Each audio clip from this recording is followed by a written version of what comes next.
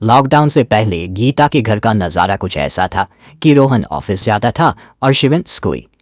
जिनकी घर से जाने के बाद गीता काम खत्म करके बाकी समय आराम करती थी। लेकिन लॉकडाउन के बाद ऑफिस और स्कूल घर में ही खुल गए और इससे गीता का हाल है वो तो आपको देखने में ही मजा आएगा। शिवेन, ओ शिवेन, महाराज उठने के लिए क्या 21 तोपों की सलामी लेंगे? अरे बिस्तर से बाहर निकल, ऑनलाइन क्लास स्टार्ट होने वाली है। अरे तुम भी हद करती हो, स्पीकर की तरह चिल्लाने की क्या जरूरत है? दिख नहीं रहा मेरी कॉन्फ्रेंस चल रही है। अब कैमरा और स्पीकर ऑन कर रहा हूं, मुझे कोई शोर नहीं चाहिए। इस पर जैसे ही रोहन लैपटॉप का कैमरा और स्पीकर ऑन करता है तभी कुकर की सीटी बजती है। करा लो अब इसे चुप। लॉकडाउन नहीं हुआ, मेरी मौत का फरमान जारी हो गया। दोनों बाप बेटे ने नाक में दम किया हुआ है। ऐसा बोलकर गीता वहां से शिविन के कमरे में पहुंच जाती है जहां शिविन अभी भी सो रहा होता है। ओ आलसी, अब अगर 5 मिनट में नहीं उठाना तो आज तेरा गेम और यूट्यूब कैंसिल। माँ की बात सुनकर शिविन बिना 1 मिनट गंवाए उठ खड़ा होता है। उठ गया, अभी नागर भी आता हूँ। ये नाटक कहीं और, मुंह पर गीला कपड़ा मार और पढ़ने बैठ।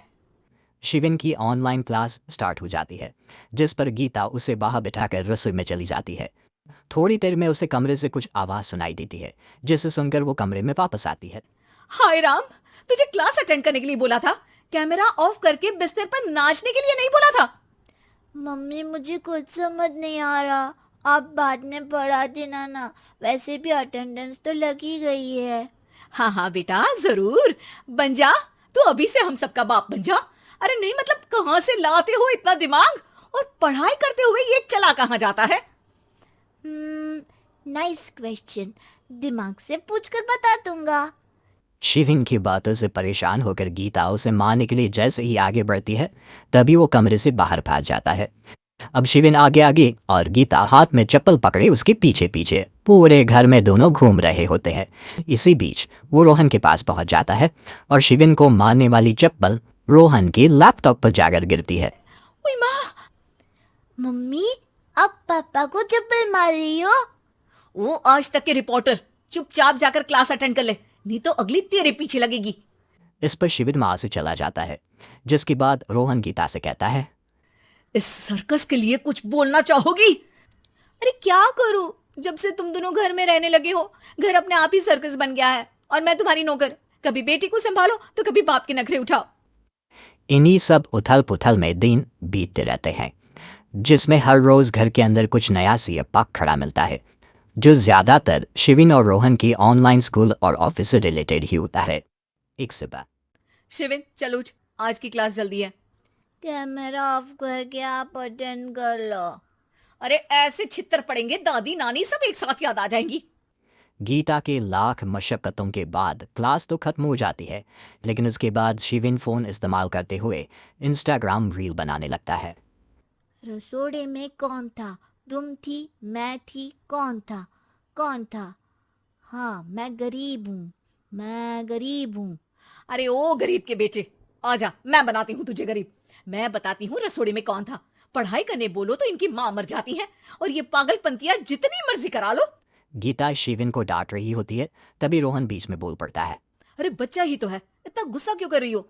बेटे का साथ देने की इसी एक कोशिश में अब शिविन के साथ साथ रोहन भी गीता के गुस्से की सूली पर चढ़ जाता है। अगर बेटे पर इतना ही प्यार आ रहा है तो इसे क्लास अटेंड क्यों नहीं कराते, इसका होमवर्क क्यों नहीं कराते? उस समय तो बहुत जल्दी मीटिंग आ जाती है, वो काम मैं करूं और यहाँ इस बेफिजुली की चीज में तरफदारी करके बन जाओ महान। हे भगवान, कोई तो इनके ऑफिस और स्कूल खुलवाओ, मैं इन्हें और घर में नहीं सह सकती।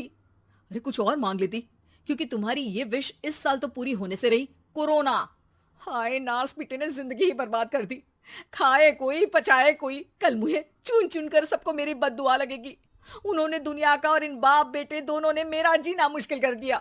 गीता वहां से चली जाती है जिसके बाद रोहन शिविन से कहता है, अरे तुम्हारी मम्मी इतनी भड़की हुई क्यों है? आपकी वजह से पूरा समय घर में रहते हो और उस पर कोई काम कराने की जगह बस ऑर्डर देते रहते हो। अच्छा बेटे, सारा इल्जाम मुझ पर, पूरा दिन तो वो तुम पर ही चिल्लाती है। हाँ मतलब दोनों का 50-50 है, कुछ करना पड़ेगा। वो कहते ना, make the best out of worst. I have an idea. वैसे तुम्हारी माँ सही कहती है, बहुत जुबान चलाने लगे हो, कम बोला करो। अगली सुबह रोहन और शिविन अपनी गलती को सुधारने के लिए गीता के उठने से पहले घर का आधा काम खत्म कर देते हैं, जिसे देखकर गीता खुश हो जाती है और फिर बाकी बचा काम वो तीनों मिलकर पूरा कर लेते हैं। जिसके बाद अब वो सब मिल बांट कर हर काम में एक दूसरे की मदद करते हुए लॉकडाउन का मजा लेने लगते हैं।